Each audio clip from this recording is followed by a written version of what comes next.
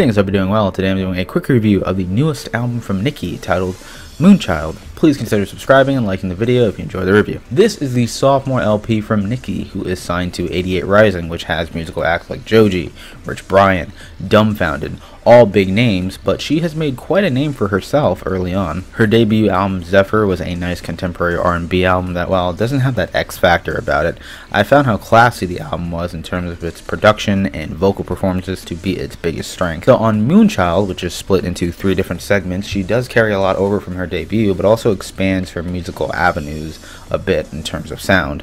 And that is made pretty apparent on the first track, Wide Open Forward, which is a very open and airy track sonically.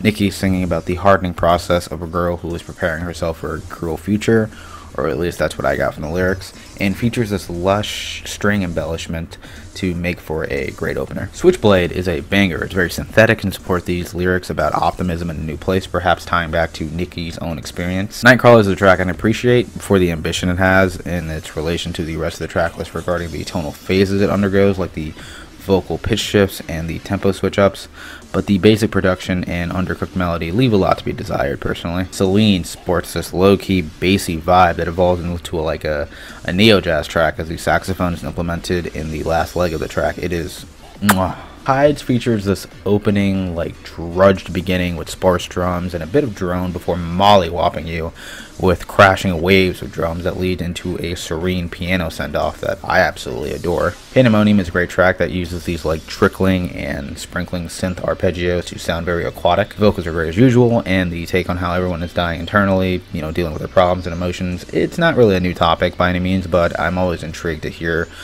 different artists' take on it.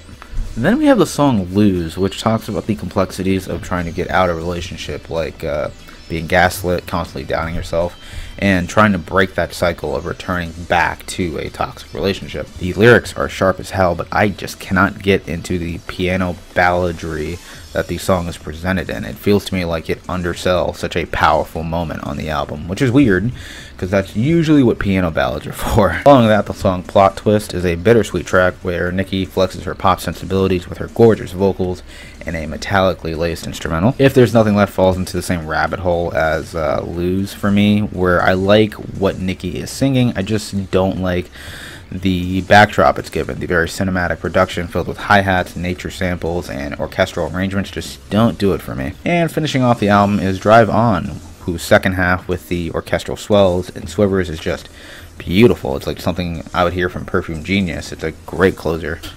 So yeah, overall I think this is a great album, and it's an improvement on nearly all fronts, even though it's very minimal for NIKI over her debut. I think the sound she's going for her is going pretty smoothly with how great her vocal performances are and how immaculate her songs can be.